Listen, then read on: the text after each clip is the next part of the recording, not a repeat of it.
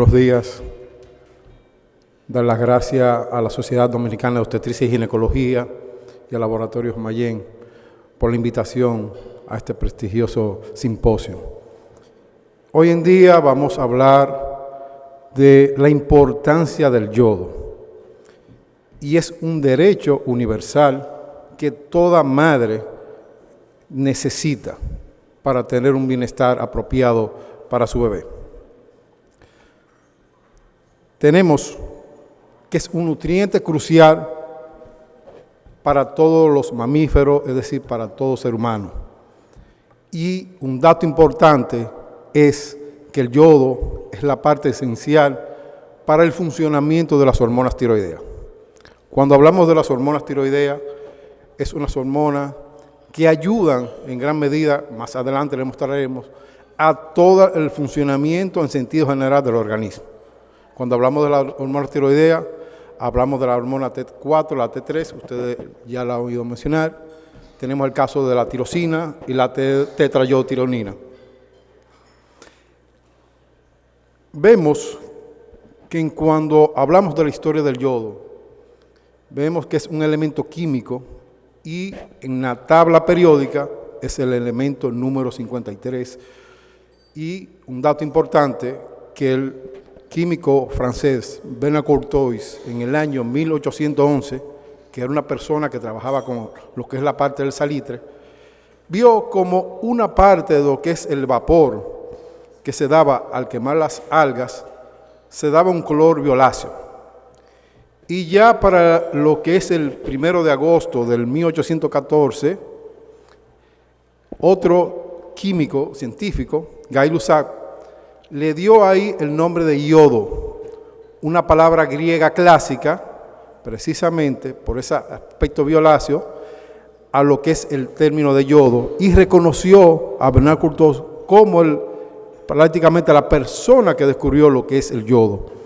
Y también la importancia después, más adelante, en el año 1820, viene dándose también con el doctor Jean-François Coinde, que precisamente entonces fue la primera persona que comenzó a utilizar el yodo en lo que a aquellos pacientes que se le aumentaba el área a nivel tiroidea, que es el bocio tiroideo.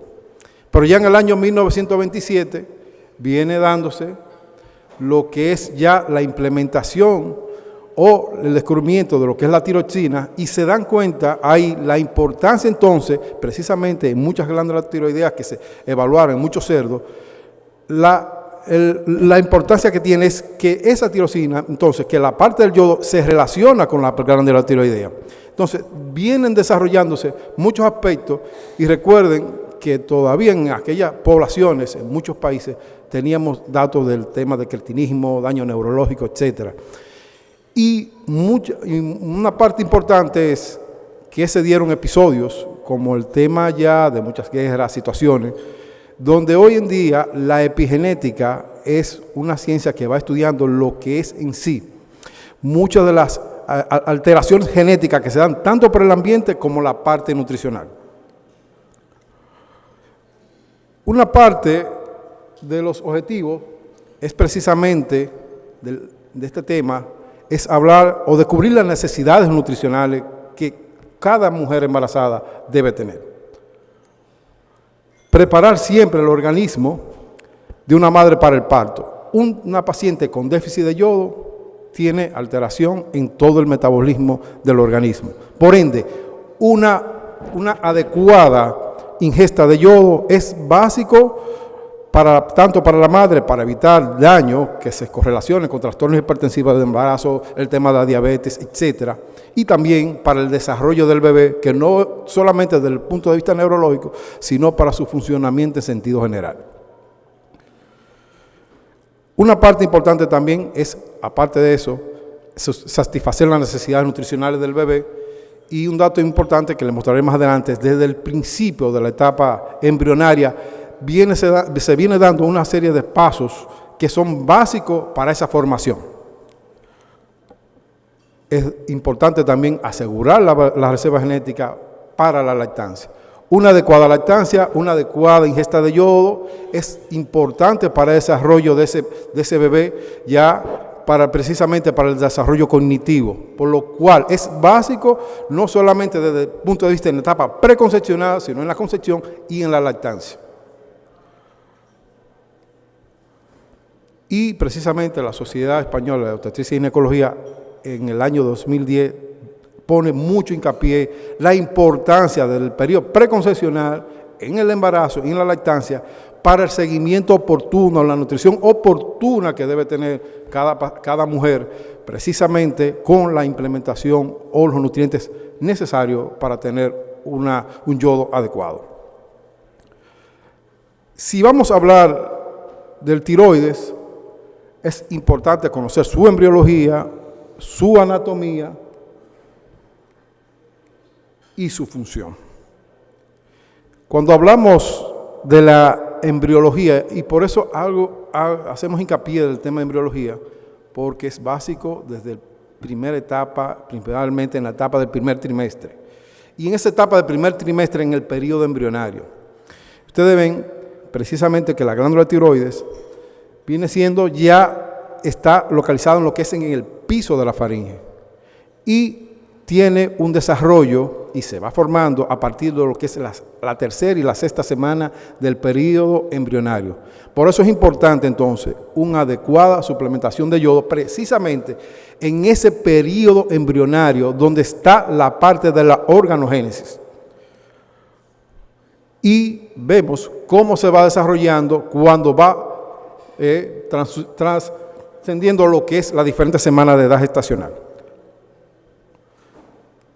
Tenemos lo que es las hormonas tiroideas en un periodo ya precoloidal, se va haciendo la captación a partir de las 6 a 10 semanas de gestación, la etapa coloidal de las 10 a 12 semanas y la etapa folicular a partir de las 12 semanas, que ya en este periodo es que comienza ya a decir que ya se está formando lo que es todavía la glándula tiroides, pero todavía necesita lo que es el soporte o la ayuda de la suplementación para que esa parte de esa glándula que se va formando en el periodo ya del bebé, desde las 12 semanas, vaya continuando de una manera progresiva y satisfactoria.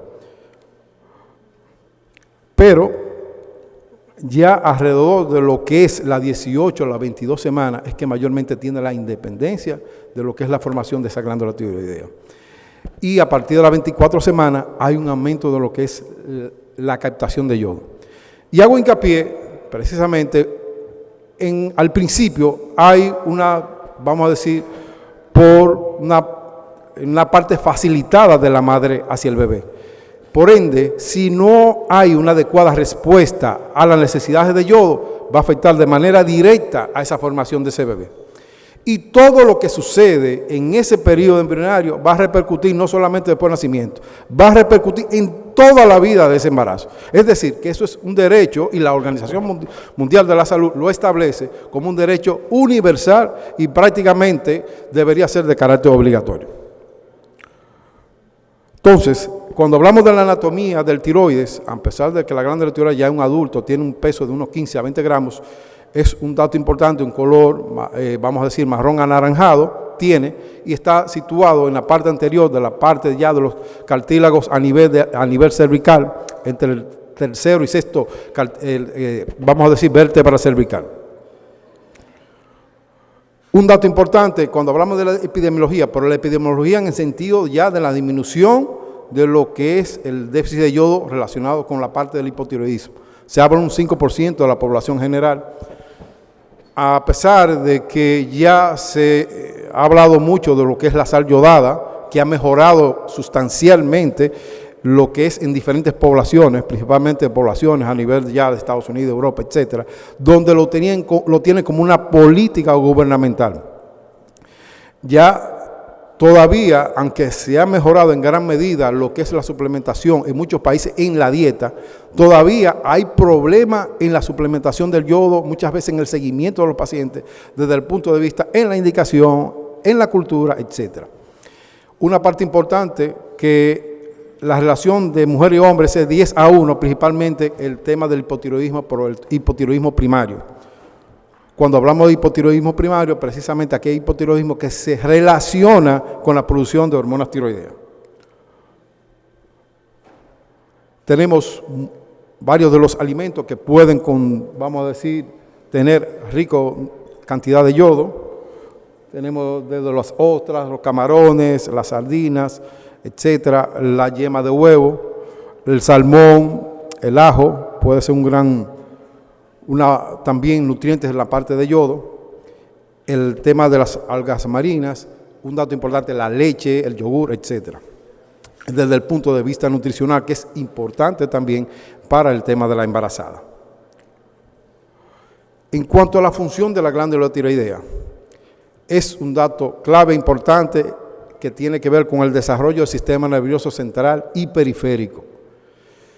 Y cuando hablamos del desarrollo cerebral, señores, las células, lo que es las células a nivel cerebral, es de suma importancia el desarrollo precisamente de lo que es el yodo. Y precisamente entonces para que regule lo que es la parte que tiene que ver con las hormonas tiroideas, para que se dé un adecuado desarrollo en lo que tiene que ver el sistema nervioso central de ese bebé. Las células que tiene el cerebro van cambiando, son células de migración, es decir, desde el periodo embrionario hasta el final del embarazo. Y una parte importante es también que tiene acción calorígena, termorreguladora, es decir, que actúa en lo que tiene que ver el metabolismo del organismo. Sin el metabolismo del organismo, lamentablemente, ningún órgano de nosotros va a funcionar. Lo que aumenta también el consumo de oxígeno, y más adelante les mostraremos por qué tiene la importancia que tiene, es que si tenemos una adecuada oxigenación, entonces vamos a tener un bebé que va a tener un crecimiento adecuado. Si tiene alteración de la oxigenación, lamentablemente se repercute ¿con qué? Con daño placentario. Y por eso la restricción de crecimiento fetal se asocia mucho con el déficit de yodo. Entonces, tenemos un dato clave, vamos a decir, un aumento de la mortalidad infantil a nivel mundial por el tema de la restricción de crecimiento fetal, desde el punto de vista nutricional, y uno de los componentes que más se relaciona es precisamente el déficit de yodo. Una parte importante que regula las mucoproteínas, la síntesis y degradación de grasa, principalmente el tema de la lipogénesis a nivel hepático, la formación de vitamina A, el desarrollo y crecimiento. Hay una correlación también del yodo con la hormona del crecimiento. Si el yodo se altera, la hormona del crecimiento se altera. Por eso el tema del cretinismo, por eso el tema de la parálisis cerebral, que también se correlaciona también con el déficit de yodo. Tenemos el tema de la contracción muscular y la movilidad intestinal. El tema de desarrollo dental, por eso es básico en toda paciente, también el seguimiento en la consulta prenatal, el tema de la salud bucal. Paciente con hipotiroidismo subclínico, lo que sea, se asocia mayormente con gingivitis, daño dental, etcétera, y por ende puede ser a nosotros abriendo los ojos de que pueda estar desarrollándose alguna alteración precisamente desde el punto de vista de déficit de yodo. Y el tema de la síntesis de glucógeno, por ende importante, lo que es también, ¿y por qué? Cuando hay déficit de yodo, hay datos de hipotiroidismo, y esto altera la síntesis de glucosa, entonces se altera ¿qué? Los hidratos de carbono. Si se alteran los hidratos de carbono, se asocia ¿con qué? Con datos de diabetes mellitus. Es decir, miren para que vean la relación que hay. Un déficit de yodo te puede correlacionar con lo que es un trastorno hipertensivo del embarazo, pero también te puede correlacionar con la diabetes. Es decir, y aumenta entonces el sangrado, aumenta lo que es la mortalidad materna, el daño también cerebral a nivel fetal y también lo que es la restricción de crecimiento fetal. Para hablar de lo que es el tema ya, vamos a decir, en correlación a lo que es el yodo, debemos conocer lo que es el eje hipotálamo hipófisis tiroides. Y cuando hablamos de esto, es importante saber de dónde es el déficit que se puede correlacionar con un dato de hipotiroidismo. Por ejemplo, si un dato a nivel del hipotálamo, ahí vemos que hay una relación de lo que es la hormona liberadora de tirotropina. Si una alteración de la hipófisis, por ejemplo, ahí se correlaciona con la TSH, que es la hormona estimulante de tiroides, cuando lo vemos en la analítica. Y cuando el tema ya a nivel de tiroides, vemos la relación que hay con la producción de las hormonas, que es la T4 y la T3. Vemos la función del tiroides, la glándula tiroides, toda esa parte que ustedes ven ahí se correlaciona con lo que es la regulación precisamente de las hormonas tiroideas. La adaptación tiroidea, y un dato importante, en este gráfico vemos, al principio se da lo que es un aumento de lo que es la tiroglobulina. Pero para que se dé ese aumento de la tiroglobulina, tiene que haber un aumento de la gonadotropina coriónica. Y si se da un aumento de la gonadotropina coriónica, hay un aumento de lo que es la T3 y la T4. Hay un aumento, entonces, ahí se requiere de suma importancia en ese periodo de edad gestacional al principio, un aumento de los requerimientos de yodo. Y para que se dé ese requerimiento, entonces, eso provoca que una estimulación de lo que es el receptor de TSH. Y si se da una estimulación de los receptores de TSH, eso se da a nivel de lo que es la hipófisis anterior, y viene un efecto entonces de retroalimentación negativa. Cuando hablamos de un aumento de la retroalimentación negativa, viene un aumento de la producción de T3 y T4, y entonces eso provoca una disminución de la TSH.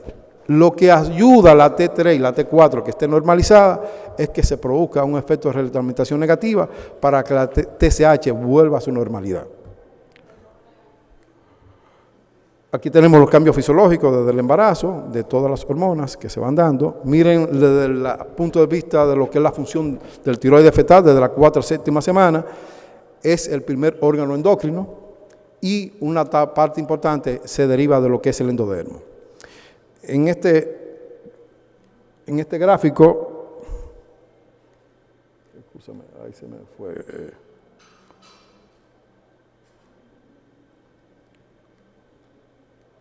No sé, no me da hacia atrás, ahí está bien. En este gráfico vamos a ver aquí cómo la parte de lo que es el yodo puede atravesar la barrera placentaria y por ende es de suma importancia de la utilización de yodo desde el principio del embarazo. Una parte importante, en el embarazo se aumenta, hay un incremento de los requerimientos de yodo hasta un 50%. Y hay una correlación también de hasta de un 10% de lo que es el bocio en relación a las mujeres embarazadas. Tenemos mayormente que los requerimientos de yodo deberían ceder siempre por encima de los 200 microgramos de yodo diariamente para tener un adecuado seguimiento a la hora del embarazo. Aquí vemos ya de lo que es el eje hipotálamo hipófisis tiroides. Ya le había explicado anteriormente la importancia que tiene desde el hipotálamo, de lo que es la parte de la hipófisis anterior y de lo que es la parte ya de la glándula tiroidea.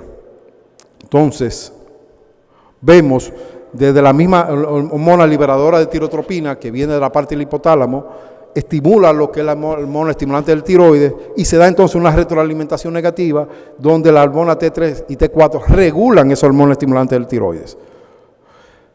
Aquí tenemos lo que es ya la síntesis de las hormonas tiroideas. Para que se dé una síntesis de hormona tiroidea adecuada, debe darse lo siguiente. El yodo que está en la circulación, se da el primer paso, que es la captación del yodo. Para que se dé esa captación de yodo, debe existir niveles adecuados de yodo para que se pueda producir esa síntesis. Y para que se dé después un segundo paso, viene ya lo que es la síntesis o la activación de lo que es la tiroglobulina. Cuando pasa al tercer paso, entonces viene un proceso de oxidación y después de ese proceso de oxidación, entonces viene lo que es la parte de la liberación de la hormona, la T3 y T4, que sirve como termorreguladora. Aquí vemos la importancia que tiene y si vemos un déficit de yodo, ¿a qué se correlaciona? Precisamente con alteraciones ya de lo que es desde el punto de vista neurológico en la parte del sistema nervioso, óseo, digestivo y muscular. Una parte importante en la transferencia materna y de la hormona tiroidea es a través de la placenta precisamente, es impermeable a la TSH, parcial a la T3 y la T4, pero es permeable para yodo. Es decir, también que si usted no da desde el principio la administración de lo que es la parte del yodo, entonces lamentablemente le va a afectar ese desarrollo y ese crecimiento de ese bebé. Una parte importante ya desde el punto de vista de la formación de lo que tiene que ver lo que es el cerebro, miren la forma del cerebro desde el principio de las primeras semanas y precisamente que se va afectando desde el principio. A las 8 o 9 semanas de edad gestacional tenemos que a nivel de la corteza cerebral va dando lo que es el tono fetal. Si tenemos una disminución de yodo, se va afectando lo que es el tono fetal. Que más adelante les mostraremos también la importancia que tiene lo que es la evaluación del neurocomportamiento fetal, que es una técnica que se utiliza para la evaluación neurológica fetal, es decir, de neurología fetal, para ver el comportamiento de ese bebé. Vemos que a las 10 a 11 semanas tenemos el caso de los núcleos supracorticales que se alteran también, y si tenemos déficit de yodo, se alteran lo que son los movimientos corporales de ese bebé. Y por eso el tema también es relacionado con el tema de la parálisis cerebral. Tenemos lo que es el déficit de yodo en la gestación. Miren como el tema de lo que es el cretinismo, déficit auditivo. Y un dato importante es el desarrollo cognitivo de esos bebés también, ya en la vida pediátrica, etcétera, que se relacionan con datos de baja alimentación a base de yodo. El tema del hipotiroidismo, muchas de las causas, ya como ven aquí, el tema de tenemos la deficiencia de yodo, la tiroiditis Hashimoto, etcétera, no vamos a entrar en tanto detalle, pero el tema de la consecuencia en cuanto al embarazo, el parto prematuro se asocia también a lo que es el déficit de yodo, con lo que es el bajo peso al nacer, principalmente lo que es el tema de la restricción de crecimiento fetal, la muerte fetal, etcétera, y la disminución de lo que es el coeficiente de inteligencia del recién nacido. En cuanto al hipotiroidismo clínico, es dato importante, y si vamos a hablar lo que es la TSH, lo óptimo es que esté por debajo de los 2.5 unidades por litro, etc. Y la dosis que debemos dar en caso de que tengamos una TSH por encima de 4 o por debajo de 10, de entre 10 a 20 y por encima de 20. Tenemos, por ejemplo, el dato de la isquemia. Cuando se produce una isquemia, entonces esto conlleva a un bebé bajo peso, el tema de la autochemia, es decir, trastorno hipertensivo, desprendimiento de placenta, el tema de parto prematuro y el tema de la muerte fetal. Un dato importante también, la herencia.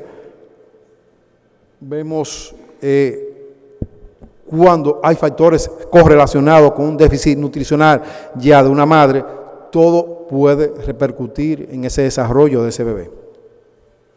Tenemos el caso ya de los genes, y cuando hablamos de los genes, el tema de la misma epigenética, donde en el caso de los genes muchas veces no hay una alteración de la secuencia del ADN, pero sí hay una secuencia entonces en lo que tiene que ver en el déficit y que puede alterar los genes de una manera que puede repercutir no solamente ya aparte de ese bebé, es decir, la generación futura de ese bebé que vaya a tener, que no se dio un seguimiento oportuno, se puede reflejar por una malnutrición que tuvo en un chequeo o en un embarazo previo de esa misma paciente.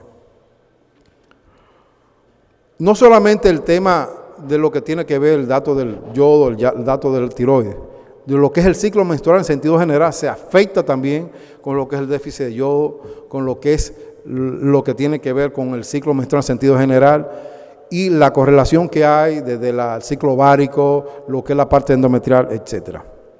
Desde la implantación del saco gestacional, es decir, la afectación que se correlaciona con lo que es la pérdida de embarazo, etcétera, también se correlaciona en gran medida lo que es la afectación ya de la baja suplementación de yodo.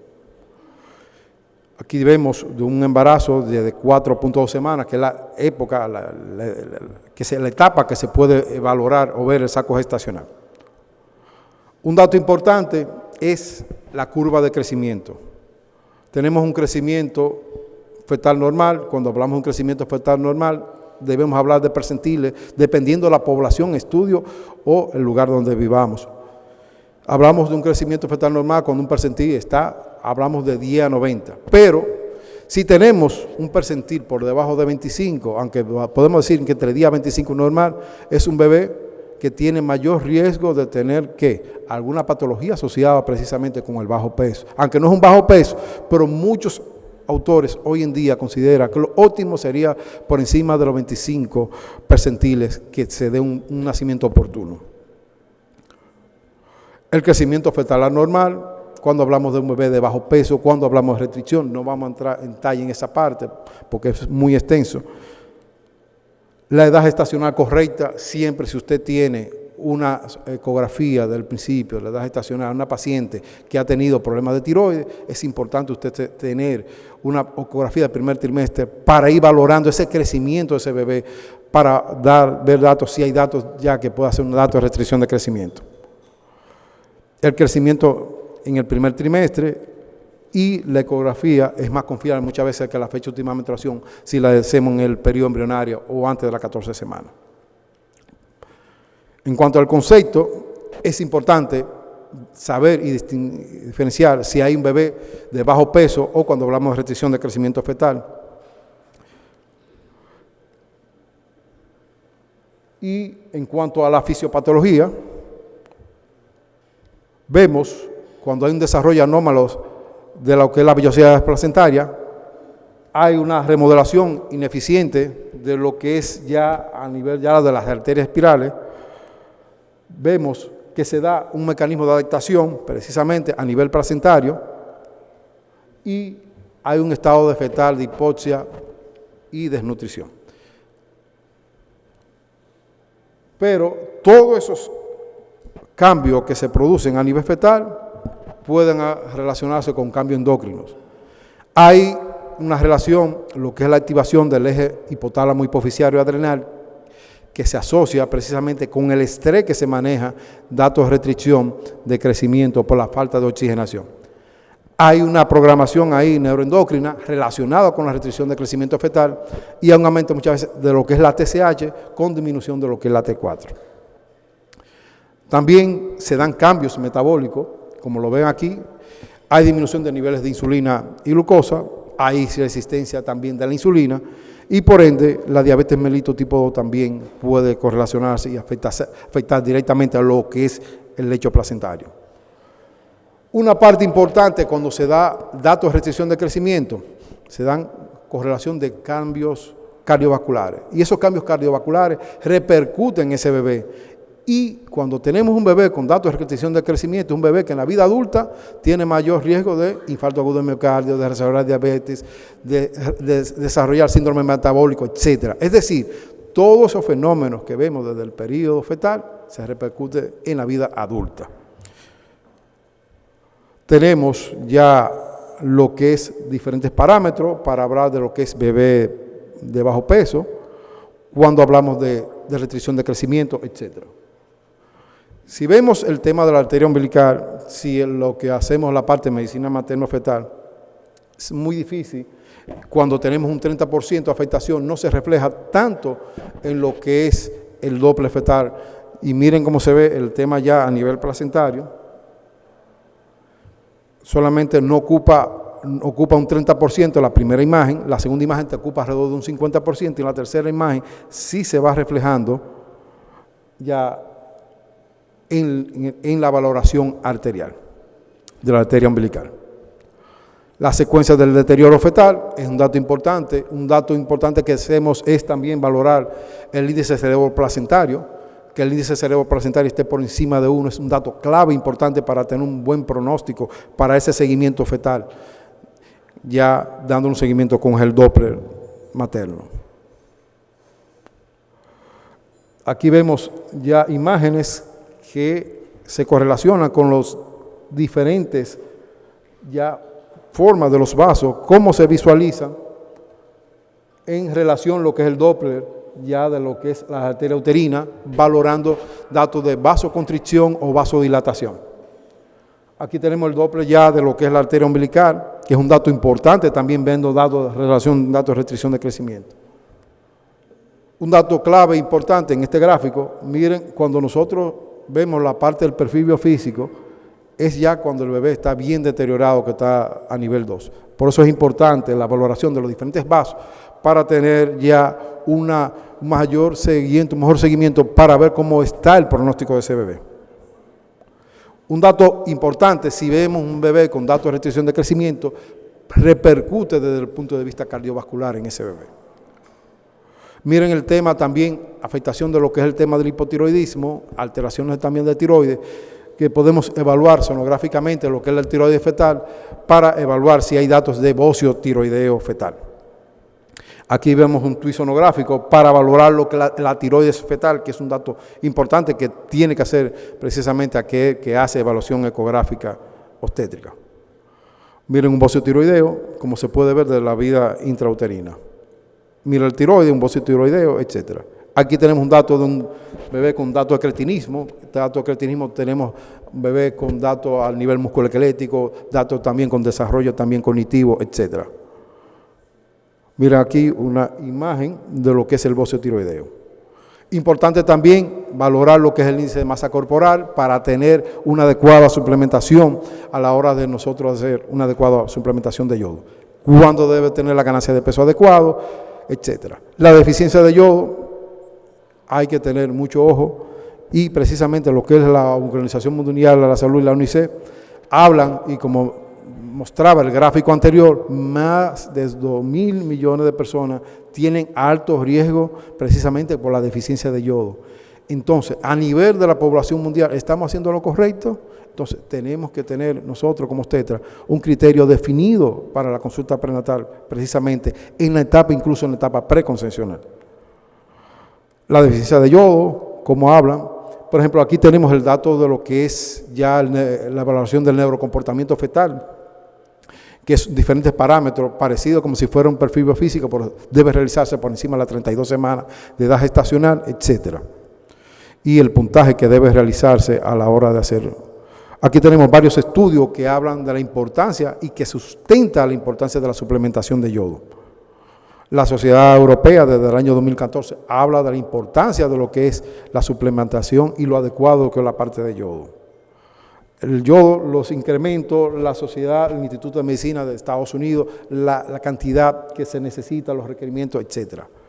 Aquí vemos también ya diferentes estudios, diferentes trabajos que se utilizan para lo que es el tema de la adecuada suplementación de yodo. Aquí tenemos ya lo que es la yodación desde el punto de vista urinario, la valoración para ver si hay una excreción adecuada de yodo en los niveles de yodo. Cuando hablamos de la parte óptima de los niveles de yodo, hablamos de unos requerimientos de 100 a 199, debe ser lo ideal. Tenemos aquí lo que hablamos cuando hablamos de un hipotiroidismo congénito, cuáles son las diferencias, etcétera. Aquí tenemos la parte de los cambios fisiológicos que se dan en lo que es una embarazada. Y cuando hablamos de los cambios fisiológicos, hay un aumento de un 50% de los requerimientos ya del consumo placentario y fetal. Y un dato importante, hay un aumento ya del tamaño glandular, ya alrededor ya de que es de yodo en alrededor de un 10 a 40%. No vamos a entrar en mucho más detalle de lo que es la antiperoxidasa, la importancia que tiene, etc. Los niveles de yodo, los niveles adecuados que debemos tener de yodo, etc. En cuanto a la clasificación, ya estamos prácticamente terminando. Un dato clave e importante es saber y tener o conocer también lo que es el tamiz neonatal. Es un dato clave porque nos permite valorar ese recién nacido de esa madre que ha tenido un déficit precisamente de yodo. Los valores normales de hormonas tiroideas, cuánto debe tener en cada persona, en cada niño, en cada adulto. Este es un cuadro básico. Si vamos a hablar ya de un hipotiroidismo, ¿cuándo podemos hablar de los niveles? ¿Cuándo tenemos un nivel normal, por ejemplo, de lo que es la TSH, la T4 libre, etcétera? Y ahí podemos tener más o menos una posición de lo que es, en qué parte del hipotiroidismo, si es primario, si es central, etcétera. Por eso es clave, si vamos en la consulta y mandamos a hacer esa prueba diagnóstica, tener nosotros de dónde viene ese origen para tener ya un mayor criterio a la hora de hacer un mejor diagnóstico. Tenemos el tema de los preparados que deben utilizarse, tenemos el caso de los hipotiroidismo clínico, el tratamiento que debemos dar, etc. Hay diferentes guías, la relación que hay de los efectos adversos materno y fetal, el tema del hipotiroidismo, etc., en relación con el aborto, el parto prematuro, etc. Una parte es también la antiperoxidasa, que es, vamos a decir, una enzima que también actúa en lo que es la parte de la glándula tiroidea, y muchos endocrinólogos recomiendan también una anti-TPO. Entonces, señores, ya hemos terminado. Así que le vamos a dar las gracias. Escúcheme.